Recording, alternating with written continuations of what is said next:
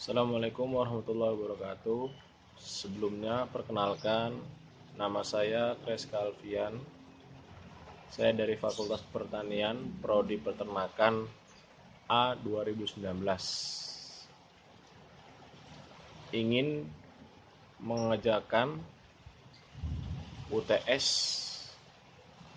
Bahasa Indonesia pada hari Senin tanggal 6 April 2020. Ya, soal yang pertama yaitu jelaskan perkembangan bahasa Indonesia hingga menjadi bahasa resmi kenegaraan hingga saat ini. Alasannya adalah sejarah bahasa Indonesia berawal dari bahasa Melayu yang disahkan menjadi bahasa persatuan ketika Sumpah Pemuda tahun 1928. Dan perkembangan bahasa Indonesia ini didorong oleh kebangkitan nasional, di mana di dalamnya terdapat peranan-peranan penting pada kegiatan politik, perdagangan, surat kabar maupun memodernkan bahasa Indonesia. Kemudian pada tanggal 17 Agustus 1945, bahasa Indonesia dikukuhkan sebagai bahasa negara yang memiliki kedudukan dan fungsi yang tinggi hingga saat ini. Dan penyempurnaan ejaan bahasa Indonesia, sejarah bahasa Indonesia tidak berhenti begitu saja, karena perkembangannya di Nusantara semakin pesat, apalagi dengan sifat terbukanya membuat bahasa Indonesia menyerap kata-kata dari bahasa lain, baik bahasa daerah maupun asing. Bahasa Indonesia mengalami penyempurnaan dalam ejaan berikut tahapannya. Yang pertama adalah ejaan Van Ophuijsen yang dimulai pada tahun 1901. Pada masa Belanda menjajah Indonesia, bahasa yang digunakan sebagai bahasa pengantar ialah bahasa Melayu. Dan untuk memudahkan orang-orang Belanda dalam berkomunikasi, kemudian dibuat pembakuan ejaan oleh Belanda, yaitu Prof. Charles Van Ophuijsen. Dan yang kedua adalah ejaan Republik atau ejaan Sowandi pada tahun 19 Maret 1947. Ejaan ini diresmikan oleh Suwandi yang merupakan seorang Menteri Pendidikan Republik Indonesia. Tujuannya dibuat ejaan Republik ini ialah untuk menggantikan serta menyempurnakan ejaan sebelumnya.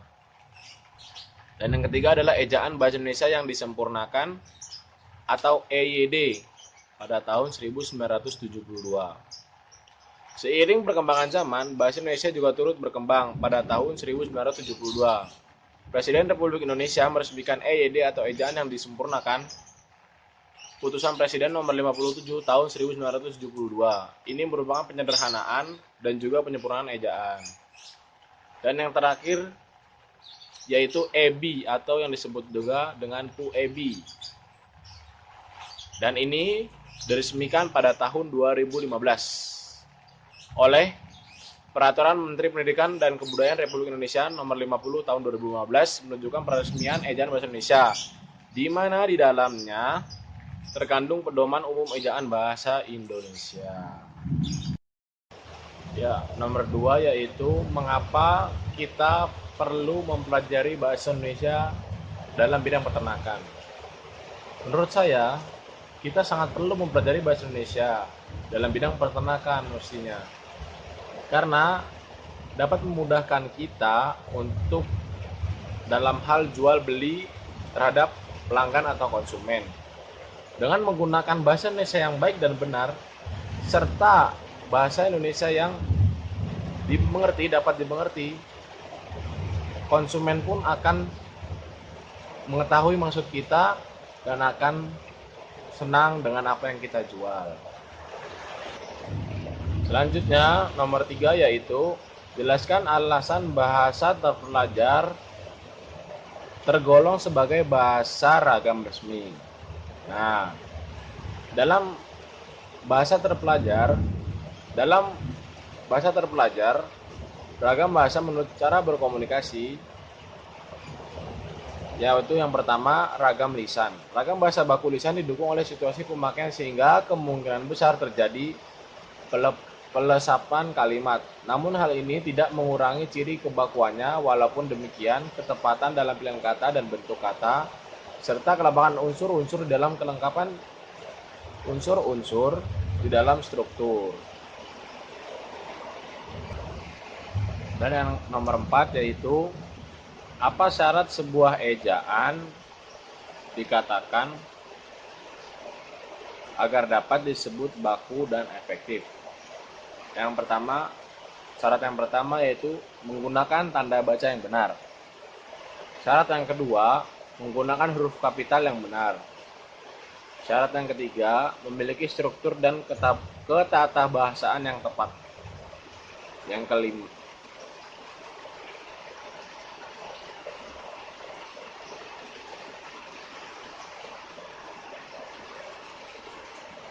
yang keempat adalah gagasan padu. Yang kelima, berhemat dalam kata. Yang keenam, logis atau tidak ambigu. Yang ketujuh, ejaan yang tepat. Yang kedelapan, struktur paralel.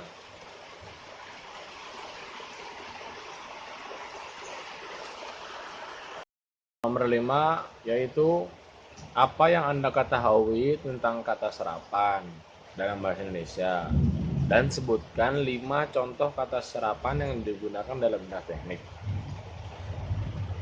Dalam bahasa Indonesia, kita telah mengenal istilah-istilah kata serapan. Kata serapan merupakan kata-kata yang awalnya berasal dari bahasa asing, namun pada akhirnya menjadi bagian dari kosakata bahasa Indonesia.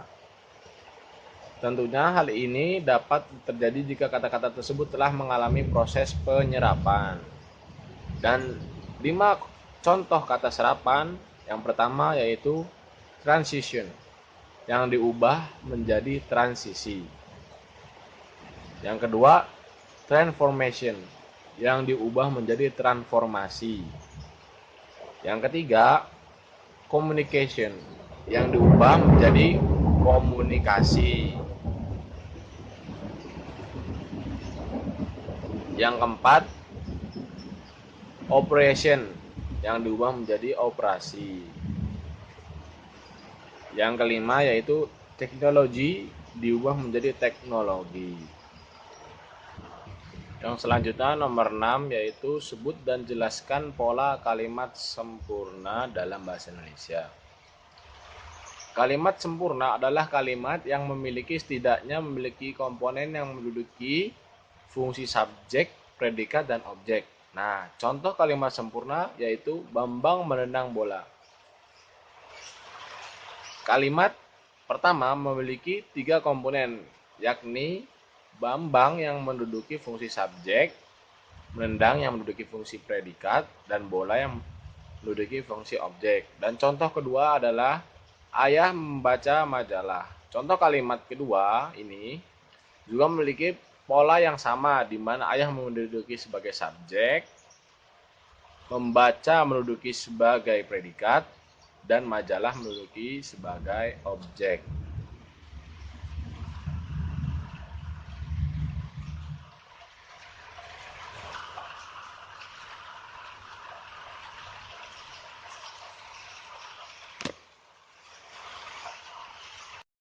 Selanjutnya nomor 7 yaitu jelaskan perbedaan bahasa tulis baku dan bahasa lisan baku.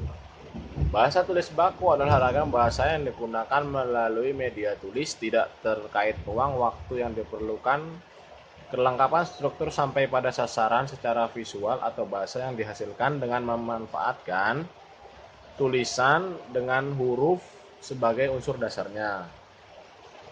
Sedangkan ragam bahasa lisan baku adalah ragam bahasa yang diungkapkan melalui media lisan terkait oleh ruang dan waktu, sehingga situasi mengungkapkan dapat membantu pemahaman. Selanjutnya yang ke-8 yaitu jelaskan mengenai ketentuan kohesif dan koherensi pada paragraf. Yang pertama koherensi, yaitu suatu paragraf dikatakan koheren apabila ada kekompakan antara gagasan yang dikemukakan kalimat yang satu dengan lainnya. Kalimat-kalimatnya memiliki hubungan timbal balik serta secara bersama-sama membahas satu gagasan utama. Sedangkan gagasan kohesi, apabila koherensi berhubungan dengan isi, maka kohesi atau keterpaduan bentuk berkaitan dengan penggunaan kata-katanya. Bisa saja satu paragraf menggemukan satu gagasan utama, mengemukakan gagasan satu utama. Namun, belum tentu paragraf tersebut dikatakan kohesif jika kata-katanya tidak padu.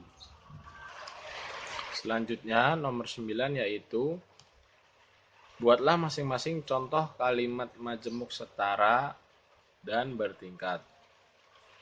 Contoh kalimat majemuk setara yaitu Arya makan di dapur sedangkan Abdi main bola di lapangan. Nah, ini terdiri dari dua kalimat, yaitu Arya makan di dapur dan Abdi main bola di lapangan. Itu contoh dari kalimat majemuk setara. Contoh kalimat majemuk bertingkat berbagai jenis. Kita ambil salah satu contohnya, yaitu kalimat majemuk bertingkat hubungan waktu. Contoh kalimatnya yaitu saya sedang belajar ketika ayahku pulang.